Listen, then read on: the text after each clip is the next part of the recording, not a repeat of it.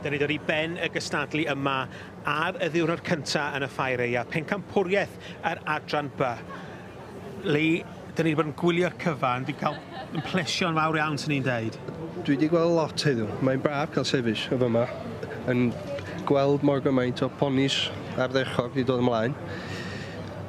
Yn deud, bod niferoedd wedi bod yn llai tro yma, mae'r safon yn gret ydi iawn. Mae'r safon yn uchel iawn.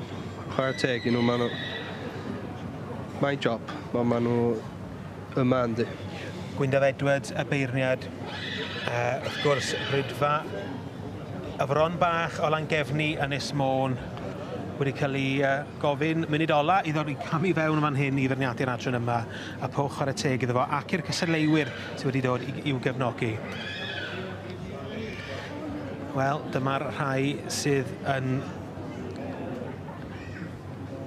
marn y beirniad, y rhai gorau yn yr adran, yn dod i gystadlu ar gyfer y Pencampwriaeth. Enillydd y dosbarth i ebolysu blwydd. Golden Wood, Precious Gem. Yn mynd y dda iawn chwarae teg. Liz Albert yn arddangos ar ran y berchenog. Mrs Clare Drury. Yn ail yn yr un dosbarth. Waxwing Glitz yn berchnogaeth Mrs Janice Woodland.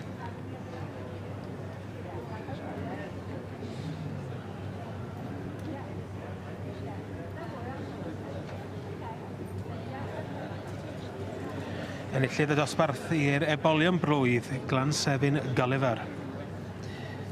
Yn symud yna heddiw i chwarae teg. Mynd y dda iawn, Asu. Good job, good job. A dyma ni yr ebolus enillodd y dosbarth Eirth Beaugest allan. Sori, mae yna Batley Sea Pearl, mae'n ddrwg gen i. Wrth y march mae yna Sea Scout ac allan o Bwtli Tiffany. O na, allan o stalwyn ifanc Sea Scout, mae'n tablu rei prydferth ofnadwy. Mae'n gwneud good job chwarae teg ar ei stoc. Mae'n dangos yma heddiw. Wel, y beirniad Gwynaf Edwards yn camu'r llinell i gael weld bob un ohonyn nhw. Isio pwysau mesur cymharu. Wrth gwrs, dyma tro cyntaf iddo fo cael gweld nhw efo'i gilydd. Gwaith crafu pen wan, David. Reit, sut ti'n dyn sy'n gamblo i le aif a Pencampwriaeth yn yr adran B? Sgen ti ffefryn, sgen ti un ti'n meddwl sydd yn well ar lleill, neu un ti'n meddwl fyse Gwyndaf y beirniad yn ffafriol? Mae Gwyndaf yn licio nhw gyd ydy. I mi, dwi'n siŵr fod o'n wedi bigo'r ffili flwydd gyn Lisel yma. Ac yn ail, y ffili, y Colton Q Palomino gyn Matthew Yorath. Wel, mae yna drafodaeth rhwng y stiward a'r beirniad. Os fydde di'n iawn wan, gei di peint falle. Ond gawn ni weld, pwy sydd yn mynd â hi? Wel, yr eboles blwydd sy'n mynd ar Pencampwriaeth. Ar Gil Wobr. I le mae'r Gil Wobr yn mynd?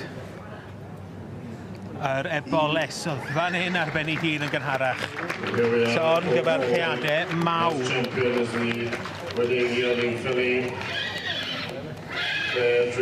Golden Wood Precious Gem. Golden Wood Precious Gem, Pencampwriaeth yma yn yr adran B i'r Merlod Cymreig. Yr Gil Wobr yn mynd i Batley Sea Pearl, berchnogaeth Mr Robert Jones.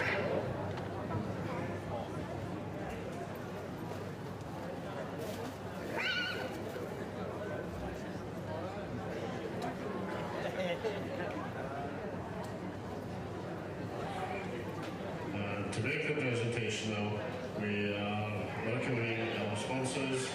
We're very grateful to them for presenting the prizes here this afternoon. Representing HSBC UK Bank Limited, PLC, we have Gavin Thomas and Nicola Twig. So Thomas and Nicola Twig, thank you for presenting and for your sponsorship of this section. Diolch yn fawr iawn i chi am nodi. Gavin Thomas and Nicola Twig. many congratulations to the champion, Claire Jewelry's Golden Precious Gem, with Robert G. Jones's Buckley C. Cole as reserve champion. The yelling filly in the yelling, winning it with the filly fall as reserve. Thanks also goes to our judge, Gwyneth Edwards of the Brown Bach Stud in Anglesey. Diolch I chi am benedig. Thanks to all the sponsors, the exhibitors, the stewards, and everyone concerned with the success of the Section Bs. Diolch I chi. Thank you all for being with us. Join us again at 10 o'clock tomorrow morning, and we start with the Sportos. Pencampwriaeth Merlod. Well, you've had a great day. We've only seen you once today, Liesl, and it's a championship result. I've brought one pony and I'm over the moon. I've had a champion.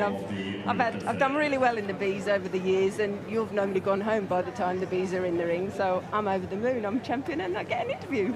Well, this is a filly you've been campaigning all season. Yeah, she's done very well. She's won just about every time out of the county show. She's been pretty much the bridesmaid. We've had a few reserve championships, and I think it'd been lovely for her to get a win on the last show of the season. So. Well, she looks $1 million, and she absolutely smashed it today. Thank you so much. I think her owner, if she's watching, is going to be whooping for joy. So yeah, really pleased. Well done. Thank you. Thank you.